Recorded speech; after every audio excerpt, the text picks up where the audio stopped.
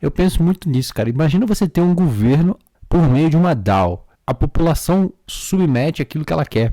Preciso de saneamento, preciso, e as pessoas votam. Os fundos são direcionados por meio de contrato inteligente.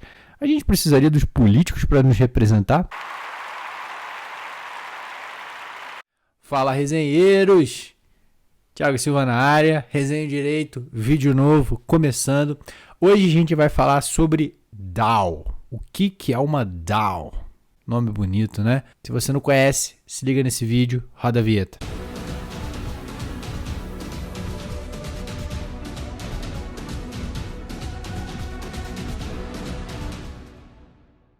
Bom, galera, antes da gente começar, primeiro aviso, não é uma recomendação de investimento. Então, se você está procurando algo nesse sentido, esse canal é mais trazendo informações mercadológicas, informativas, análise concorrencial, não é recomendação de investimento. Recadinho 2, já se inscreve aqui no canal, pô, me dá essa moral, me dá esse engajamento, me ajuda a crescer esse canal, dá o like, curte aí, se inscreve, tá? Mais de 70% dos inscritos, não, como é que é a produção? Mais de 70% das visualizações aqui do canal são de não inscritos, então, poxa, não custa nada, pô. Me dá essa força, me dá essa moral, se inscreve. Vamos pro vídeo. Galera, DAO. O que é uma DAO? Né? D-A-O. Que significa, né? Quando a gente é um acrônimo aí, né? Mas significa o quê? Decentralized Autonomous Organization. Organização autônoma descentralizada. Então, a DAO, ela é uma organização autônoma descentralizada. Thiago, o que é isso, cara? Pensa só. Pensa numa organização. Beleza, pensei numa empresa. Pensa nessa organização, ela ser autônoma, gerenciada ou liderada por código, né? A codificação é o que dita as regras do jogo. Então, eu não tenho pessoas por trás, Thiago? Não, você tem pessoas sim por trás, mas é uma coletividade de pessoas. E essas pessoas, elas vão, né? Na verdade, assim, o código ele pode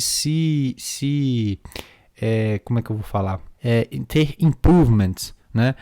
Ou seja, ser melhorado, digamos assim, de uma forma autônoma. O código, ele se auto-melhora. Mas quando a gente tem a DAO, o código, em tese, ele pode se auto-melhorar, mas as pessoas por trás, as pessoas que fundaram aquela DAO ou que detêm o token daquela DAO, eles vão propor essas melhorias para aquela comunidade e aí aquela comunidade vai votar naquela melhoria e isso vai trazer esse improvement. Mas em tese, lá no futuro, a codificação ela pode se auto-melhorar, né? E aí a gente já está pensando com inteligência artificial, entrando na jogada, né? Enfim, eu já estou aqui lá em 2249, por exemplo. Mas vamos voltar para a realidade. Mas a DAO, pessoal, é isso, né? É uma organização sem uma centralização, em sim uma descentralização, e ela é autônoma, porque ela se rege sozinha. Pensa só, deixa eu ver um exemplo aqui legal. Pensa numa máquina, sabe aquelas máquinas que a gente tem, que a gente vê em farmácia, que a gente vê em lojinha aqui no Brasil, né? Que é aquelas máquinas que você tem um joystick e você pega um ursinho, ou pega um brinde, ou pega alguma coisa, você bota uma fichinha e pega. Né? Pensa nessa máquina. Essa máquina, ela precisa do quê? Ela precisa de alguém para colocar os bichinhos ou os itens ali dentro. Ela precisa de alguém para dar manutenção. Ela precisa de alguém para pagar a conta de energia, né? Para que ela possa ficar ligada e assim ela possa, né? Prover o serviço ali que ela se propõe, né? Que é possibilitar que alguém pegue aquele bichinho, aquela fichinha, aquele item. Ela precisa de alguém para retirar os pagamentos ali depositados. Então, ela precisa da intervenção humana para que ela possa oferecer aquilo que ela se propõe. Quando a gente pensa numa organização descentralizada aplicada, por exemplo, para essa situação, essa máquina ela vai se autogerir, pessoal. E aí, por exemplo, quando ela estiver percebendo que um determinado item está acabando, ela vai, por meio de código, por meio de um contrato inteligente, né? E aí os contratos inteligentes eles estão presentes na estrutura intrínseca da DAO, né? Não tem como falar numa DAO sem falar de um contrato inteligente, um smart contract. E aí, essa máquina ela vai acionar, né, um outro robô, e eu não estou falando de intervenção humana, tá, pessoal? Estou falando tudo conectado uma coisa na outra, de forma autônoma, descentralizada em essência. E ela vai acionar aquela empresa que fornece aqueles itens, a empresa, por meio de um robô, vai mandar os itens faltantes, né, e automaticamente vai repor, né? Ela vai, por exemplo, estou vendo que a conta de luz vai vencer. Eu vou, por meio de um contrato inteligente, se a conta vai vencer, retirar o fundo que eu tenho de lucro, por exemplo, daquela minha máquina, e vou pagar aquela conta por meio de um contrato inteligente para a companhia de abastecimento de energia elétrica, né? Então tudo isso vai ser gerido de forma autônoma, descentralizada. E aí, por exemplo, vamos supor que nesse mesmo exemplo da DAO aí dos bichinhos, né?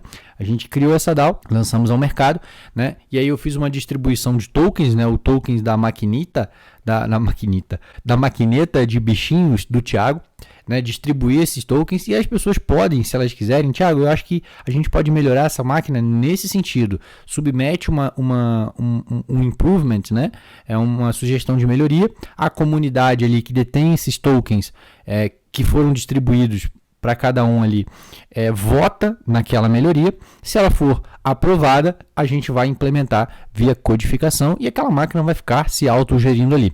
Suponhamos que no final do mês ela deu lucro, né? Se ela deu lucro, os tokens que eu tenho, eles vão ser valorizados. Eu vou poder, né, ter direito a negociar esses tokens por um valor a mais. Por quê? Porque eu estou dando lucro. É uma organização que está dando lucro. Então, quando eu falo numa DAO, né, a gente pode olhar sobre a ótica de investimento, a gente pode olhar sobre a ótica de gerenciamento, né, de situações descentralizadas. Então, tem uma diversa gama de óticas que a gente pode olhar quando a gente fala numa DAO, tá? Então, alguns benefícios, né? Descentralizado, a questão da confiança, né? Hoje, quando a gente fala numa organização centralizada, eu estou confiando em alguém, né? Eu confio que aquele CEO, que aquele grupo de pessoas, que aquele board vai tomar as melhores direções que eu gostaria que fosse tomada para aquela empresa.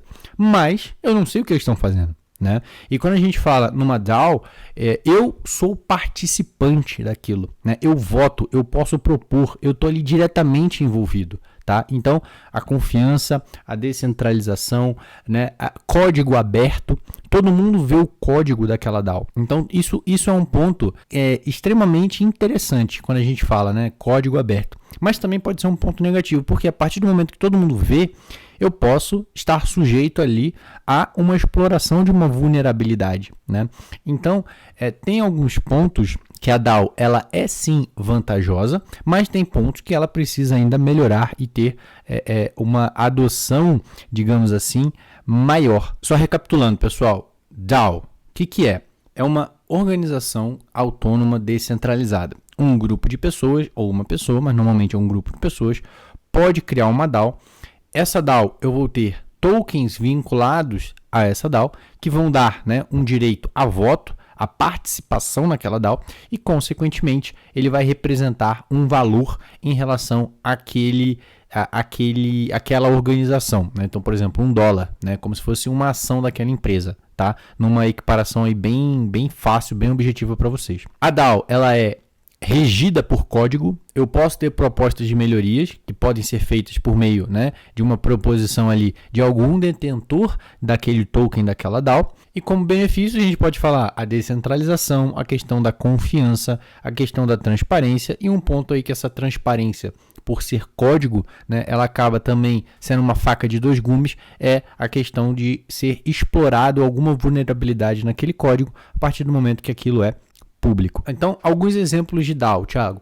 A gente tem a MakerDAO, a gente tem a Dash, a Metacartel, Aragon, vários outros exemplos. E o mais conhecido, né, é a DeDAO, né? A DeDAO, ela foi uma DAO de um venture capital, né? Então, as pessoas se juntaram, levantaram, acho que foi $150 milhões para ser um fundo de venture capital, né, de capital de risco, de investimento, tá?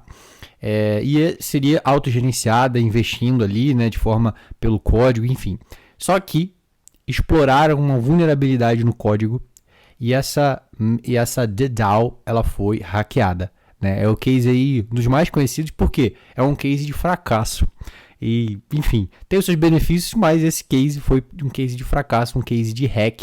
Hackearam 50 milhões de dólares, né, em Ether. E aí, esse hack, ele até fez a questão do fork, né, do hard fork da rede Ethereum, que é o Ethereum que a gente tem hoje e o Ethereum Classic. O Ethereum Classic é onde esses fundos roubados, eles estão presentes. Tá? Era isso que eu queria trazer para vocês. Espero que tenha sido fácil. É algo que a gente pode conversar mais e melhor, né, sobre as DAOs. Eu, Thiago, particularmente tenho a minha opinião que as DAOs, elas podem ser muito vantajosas, pessoal, quando a gente fala de pesquisa, tá? E aí pesquisas na área de saúde, principalmente. Por quê? Porque todo mundo pode colaborar, todo mundo pode agregar, todo mundo pode se ajudar, né? E aí, imagina, às vezes alguém está a ponto de descobrir a cura de uma doença, né? Por exemplo, o câncer, só que chega num determinado momento que aquilo ali trava. Imagina você receber a colaboração de um cara que está no outro lado do mundo, estudando algo que não tem nada a ver, mas que ele pensa, puxa, isso aqui eu posso aplicar, talvez resolva o problema, né? Faz essa proposição, imagina, né, cara, a disrupção que isso traz. Então, na minha concepção, as DAOs, elas podem ser muito bem aplicadas nessa parte de pesquisa voltada para a saúde. Obviamente, a gente tem, aí os interesses das empresas, né? Como é que os caras vão faturar e tal. Cara, é uma balança, né? A gente tem que pesar aí o que a gente quer, né? Se é o lucro de poucos ou se é o bem de todos. Rapaz, filosofia agora. Parte de pesquisa. Outra parte que é legal, governo. Eu penso muito nisso, cara. Imagina você ter um governo por meio de uma DAO. A população submete aquilo que ela quer. Preciso de saneamento, e as pessoas votam. Os fundos são direcionados por meio de contrato inteligente. A gente precisaria dos políticos para nos representar? Eu já estou divagando aqui de novo, pessoal. Mas é uma aplicação que eu vejo que pode, num futuro, né, não sei como, mas num futuro pode virar. Pode virar, mas aí depende muito da nossa maturidade tecnológica para isso, tá? E um outro case que eu vejo muito interessante é em relação à própria, como eu falei, do estudo da IA, né? Imagina só, a gente tem uma DAO que controla essa evolução, a gente tem uma DAO transparente, né? Para a gente saber o que está acontecendo dentro da inteligência artificial mundial, né? E não da empresa A, B, C ou D, que por seus interesses faz de uma forma ou de outra. Então são algumas aplicações que eu penso assim num longo prazo aí para as DAOs, tá? Mas muita coisa tem que andar, maturidade aí tem que se elevar e eu conto com vocês para isso. Beleza? Então, se inscreve, curte, compartilha, comenta aqui no canal, beleza? Me dá essa força, me dá essa moral. É nóis. Valeu e até a próxima.